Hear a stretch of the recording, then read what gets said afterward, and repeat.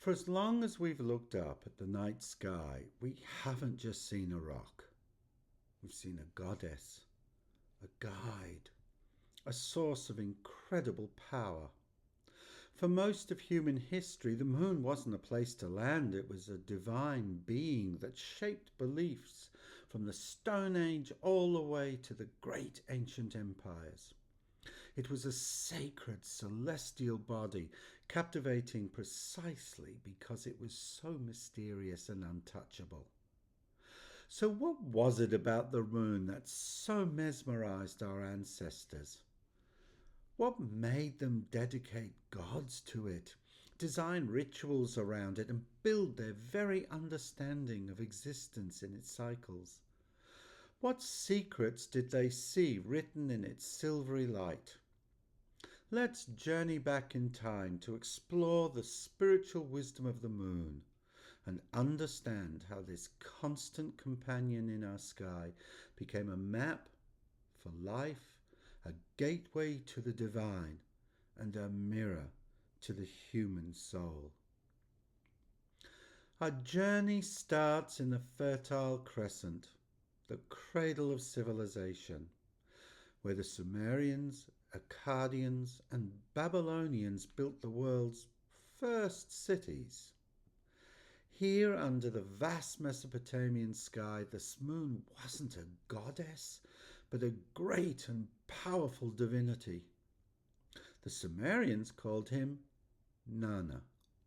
Later, the Akkadians and Babylonians knew him as Sin, and Sin was no minor deity. He was honoured as the father of other major gods, including the sun god Shamash, and the goddess of love and war, Inanna, or Ishtar.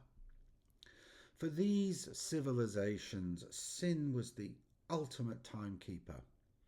The Mesopotamians were fierce astronomers, and they realized the moon's precise, steady cycle was the perfect way to measure time, building upon the wisdom created by Stone Age civilizations and by women, the creators of the first calendars, as they measured the cycles of the moon, which were mirrored in the cycles of their own bodies.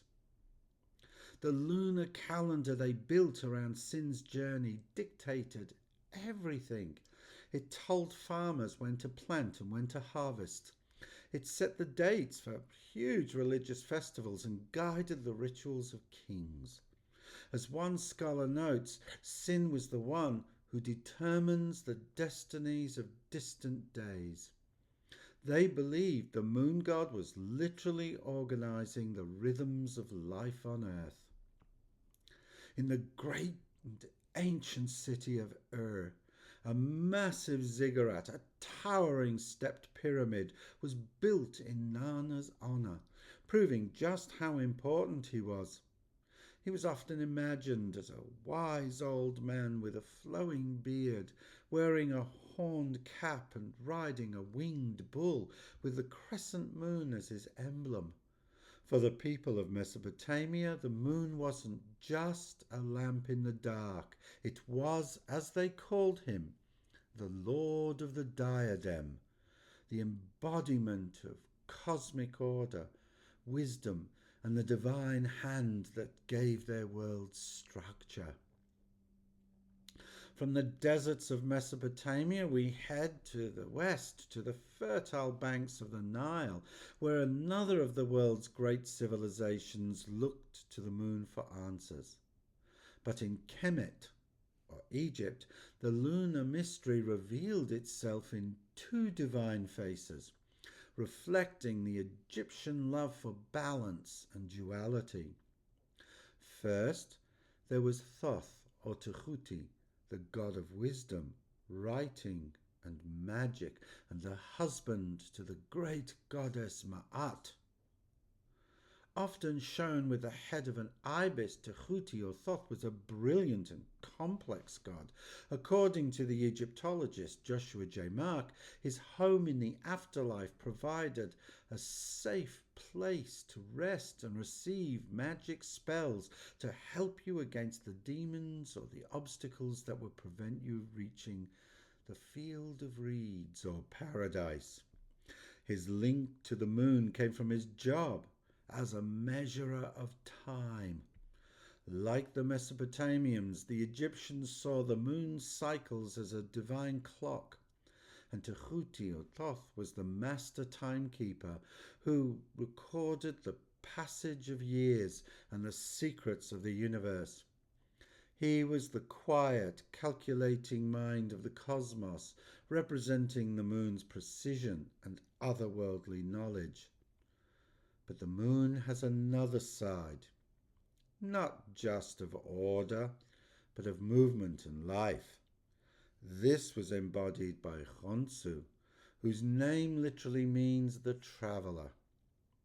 Khonsu represents the moon's physical nature across the night sky. He was often shown as a young man, sometimes in a mummy's form, with a crescent and full moon on his head. As a dynamic god of youth, he was believed to have healing powers and the ability to drive away evil spirits, protecting anyone who travelled after dark. Together, Tehuti and Khonsu show us that the Egyptians saw the moon as both a source of deep, hidden knowledge and a vibrant, life-giving force moving through the world. And of course, they also gave it, in some of their mythologies, a feminine aspect. And this was sometimes seen as the Wadjet, the Eye of Ra, a feminine divinity, from whom, born from the body of the sun, illuminates and guides and protects us through the night, whilst Ra descends into the underworld. As we step back, a powerful pattern starts to emerge. From Mesopotamia to Egypt, ancient cultures saw the moon as a fundamental rhythm of the universe, its constant cycle, waxing to full, waning to darkness, and then returning, became a potent metaphor for life itself. This celestial pulse was seen as a divine blueprint for the cycles of birth, growth, death, and rebirth. This idea was woven right into the fabric of their spiritual lives. The historian of religion, Messiah Eliade, wrote that it was lunar symbolism that enabled men to relate and connect such heterogeneous things such as birth, becoming, death, and resurrection. The waxing moon growing bigger each night was the time for new beginnings, for planting seeds in the ground and in the soul. The full moon was the peak of power, a moment of completion, bright illumination and heightened spiritual energy. And as the moon waned and vanished into the darkness of the new moon, it became a time for rest, reflection, and letting go before the cycle began all over again. This duality of light and shadow, the seen and the unseen, wasn't something to be feared. It was embraced as the natural order of things. As Eliade explains, we can even speak of a metaphysics of the moon, a consistent system of truths about everything that shares in life, that is in becoming, growth and waning, death and resurrection. It's no surprise then that so many civilizations saw the moon's phases as the ultimate guide to living a life in harmony with the cosmos.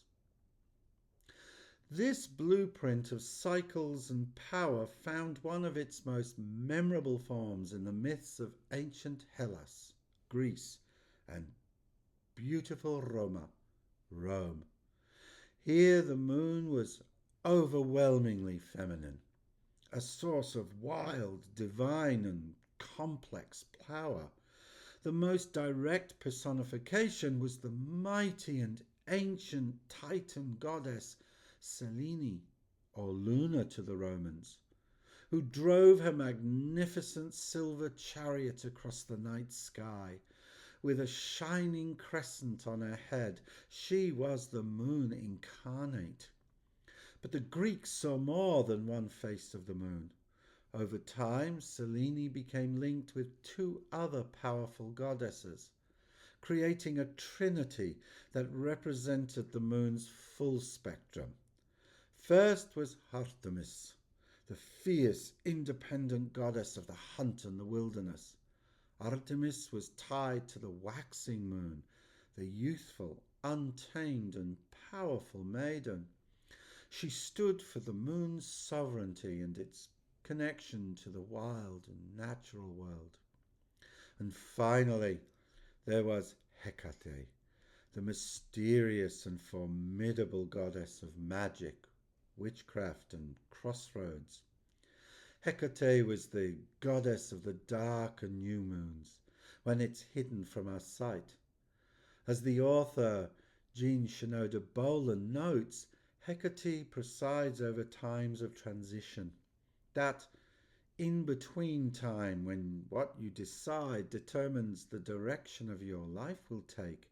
She ruled over the unseen realms, ghosts and spirits, and the deep intuitive wisdom that can only emerge from the darkness. Together, Artemis, Selene, and Hecate form the archetypal trio of the maiden, the mother, and the crone, perfectly mirroring the waxing, full, and waning moon. This powerful concept shows that the Greeks didn't just see a rock in the sky, they saw the story of a woman's life, a symbol of tremendous, endless transformation, and the divine feminine in all her phases. But not all lunar myths are about serene journeys across the sky. Half a world away in the mighty Aztec Empire, the story of the moon is one of shocking betrayal and epic cosmic violence. It's the story of the goddess Coyolxauhqui, whose name means painted with bells. As the myth goes, her mother, the earth goddess Coyolxauhqui, was sweeping a shrine when a ball of beautiful feathers fell from the sky. When she tucked it into her waistband, she miraculously became pregnant. Her children, led by her eldest daughter, Coyolxauhqui, was outraged by this seemingly shameful pregnancy. Convinced their mother had dishonored them, Coyolxauhqui rallied her 400 brothers, the star gods, to climb the sacred mountain and kill her. But just as they reached the top, the child in Coyolxauhqui's room burst forth, fully grown and armed for war. This was Huitzilopochtli, the god of the sun. In a furious show of power, he defended his mother. He grabbed his weapon, the fire serpent, and in one brutal, swift motion, he decapitated his sister Coyolxauhqui. He then chopped her body to pieces and threw them down the mountainside. Her head he tossed into the sky where it became the moon. This gruesome myth served a vital purpose. It was a daily reenactment of the cosmic order. Every morning the sun, Huitzilopochtli, rises to vanquish the moon, Coyolxauhqui, and the stars. A massive stone disc showing Coyolxauhqui's dismembered body was even found at the base of the Templo Mayor in modern-day Mexico City. According to historian Richard Townsend, the disc represented the defeat of the Aztecs' enemies at large and served as a grim warning about the price of rebellion. Her story is a powerful, dramatic epic of transformation from a vengeful daughter to a silent, eternal watcher in the night. But a more considered analysis of this myth might in fact relate it to a possible cosmic event whereby something happened in relation to the sun that caused a strike upon the moon, possibly a meteor hitting it. But in the end, we will never know, because all we have is the myth itself. From the timekeeping of God of Mesopotamia to the dismembered goddess of the Aztecs, from the traveller gods of Egypt to the triple goddess of Greece, these stories all point to a profound shared human experience. Across the globe, our ancestors looked up and saw so much more than a celestial object. They saw a calendar, a guide for living, a symbol of transformation, and a map for the soul's journey. The moon's cycles taught them about the rhythm of life and death, the balance of light and dark, and the endless promise of renewal. That ancient wisdom never really left us. Even today, the moon's pull is felt in spiritual practices that align rituals with its favours. Its mystique lives on in our language, in words like lunacy, and in the feeling that a full moon can stir something deep inside of us. The moon remains a symbol of mystery, intuition, and the divine feminine. As the author Deng Dao puts it, the moon is faithful to its nature, and its power is never diminished. It's a luminous thread connecting us directly to our ancestors, reminding us that even in our modern world, we're still guided by the same silvery light that captivated them thousands of years ago. So which of these lunar myths resonates most with you? Or do you have your own lunar myth that gives your life meaning? Share your thoughts in the comments below. And if you enjoyed this journey, please subscribe and turn on notifications so you don't miss our next exploration into the myths, mystery and magic that shape our world.